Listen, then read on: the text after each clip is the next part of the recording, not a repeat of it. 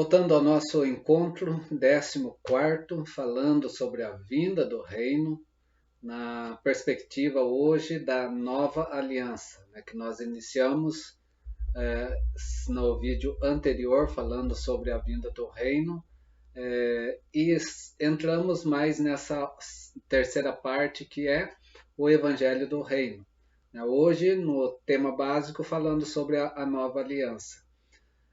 A relação especial entre Deus e o seu povo, ele é designado no Antigo Testamento por essa palavra, aliança. É uma palavra forte, né, que vem desde o Velho Testamento até o Novo Testamento, tendo um sentido de aguardo no Velho Testamento e de uma aliança que era renovável constantemente. Quando havia o povo de Deus transgredia, se renovava, mas no Novo Testamento pegando um caráter diferencial de uma única e eterna aliança.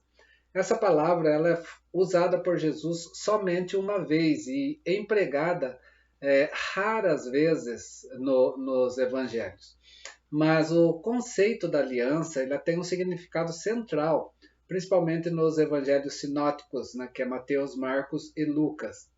Nas narrativas do nascimento de Jesus, essa palavra então aparece apenas uma vez, mas traz a ideia por trás dela que se expressa de uma relação especial entre Deus e seu povo, é muito evidente, né, nessas narrativas sobre o nascimento de Jesus, mesmo que só um texto venha falar da aliança. Todos os outros textos, conforme estão aí, vão trazer essa relação especial que dá para entendermos essa aliança de Deus com o seu povo. A ideia da aliança apresenta-se no sentido não diferenciado. Não se faz, então, uma distinção dentro do povo de Israel. Assim, todo Israel faz parte do povo de Deus. Há certos, porém, traços universalistas, onde incluem quem? Os gentios. Mas toda a ênfase, a princípio, nós vemos ali caindo sobre Israel. Assim, o Evangelho, então, deve ser compreendido sobre esse prisma. O prisma do que? Da teocracia, né? Deus, né, é que governa sobre todas as coisas, mas aquela teocracia velho testamentária que vai estar mais precisamente em Israel, no povo de Deus do Velho Testamento.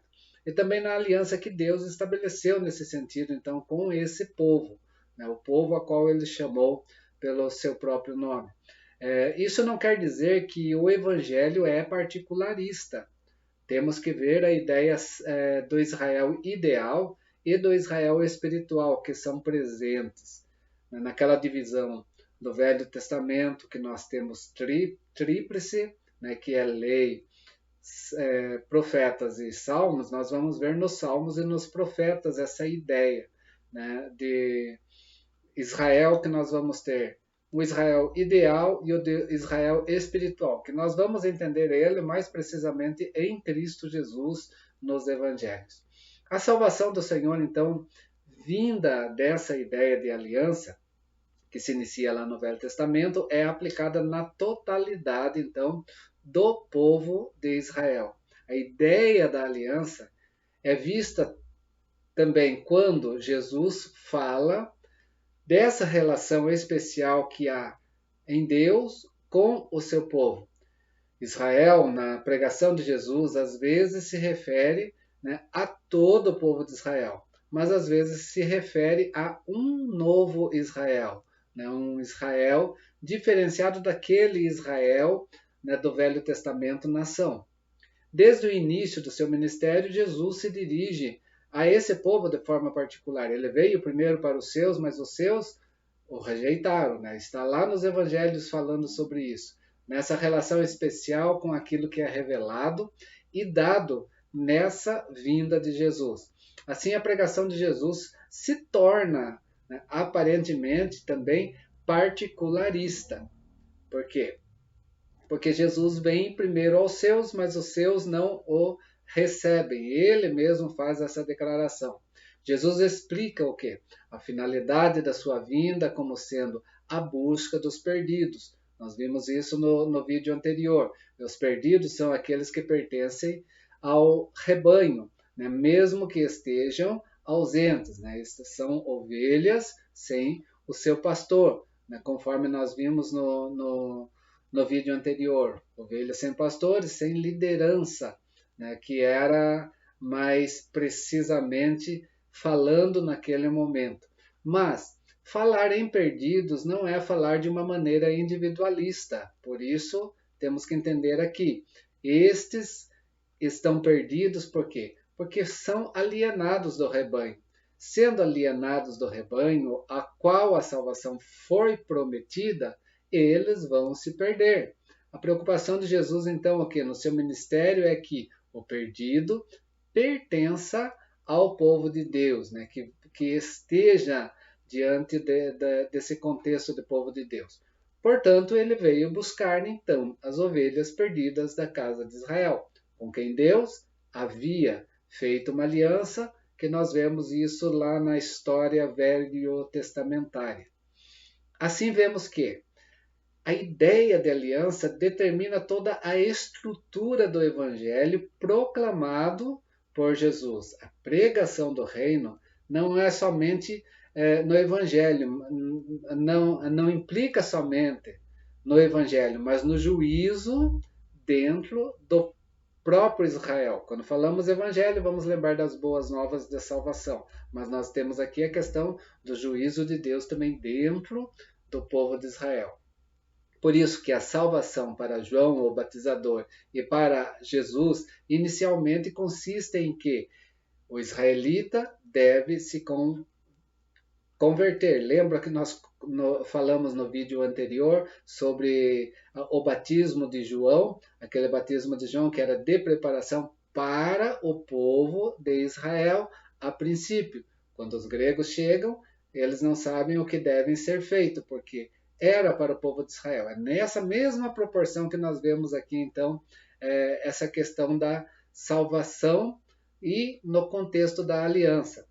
Apesar de Jesus, então, restringir a sua atividade na terra judaica, ele também testemunha da vinda de muitos de longe para festejar com Abraão. Ele vai falar isso em algumas parábolas, né, dessa forma. Enquanto que os filhos do reino são lançados fora, o Israel incrédulo, esse sim será condenado com mais rigor ainda que os gentios. Textos que nós temos aí vai tratar bem sobre esse assunto. Na aliança e na relação dela, nós vemos que ela se qualifica na vinda de Jesus, na salvação dada por ele e na comunhão daqueles que nele creem. Não é todos aqui, vamos lembrar do pequeno evangelho, João 3,16, que nós também comentamos no vídeo anterior.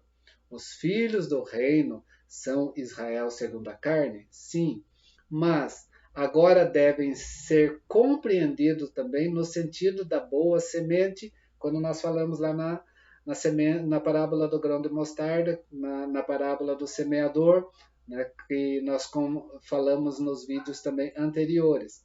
Assim, na pregação de Jesus, a ideia da aliança continua, mas ela é modificada. Ela é fundamentada sim no Velho Testamento, mas ela tem um caráter novo agora através de Jesus Cristo. Por isso que nós temos Jesus trazendo os 12 discípulos ou os 12 apóstolos, né, que traz uma relação com as 12 tribos de Israel do Velho Testamento, né, trazendo esse significado histórico, salvífico, representando o povo de Deus. A gente vai entender bem isso lá no Apocalipse, nos 144.000 assinalados, né, que nós temos um jogo de palavras, né, também num jogo de números, 12 vezes 12, né, que vai dar no tempo de Deus, 12 vezes 12, 144, no tempo de Deus, 1.144.000, que quer dizer o quê? Velho Testamento, todo o povo de Deus no Velho Testamento que foi fiel a Deus e todo o povo de Deus no Novo Testamento que foi fiel também a Deus através de Cristo Jesus. Mas essa é uma outra história, só trazendo como representação desse número que traz um significado da história da salvação que vem desde o Velho Testamento até o final. Assim, então, as 12 tribos de Israel na regeneração constituem o quê? Esse povo escatológico de Deus, que a gente vai entender lá no Apocalipse. A comunidade daqueles que vão fazer o quê? Vão herdar o reino. Esta comunidade, então, é chamada de as 12 tribos de Israel, pelo fato de que nela perdura o plano salvífico de Deus. Nela, então, alcança esse alvo. Qual alvo? A aliança de Deus com Israel, onde nós temos aí o Israel de Deus na sua totalidade. De importância especial aqui são as parábolas, então, das bodas, como exemplo, do Cordeiro e a grande ceia, que revelam que o significado também universal do reino. Não é algo particularista, é algo mais abrangente. O que traz então o fato de que, apesar de tudo, temos uma festa. O fato também é que, apesar da incredulidade de Israel, ainda haverá um povo de Deus. Outros vão estar diante dessa festa também. Ceia e bodas são expressões fixas, referentes ao que? A salvação dos últimos tempos prometido ao povo de Deus.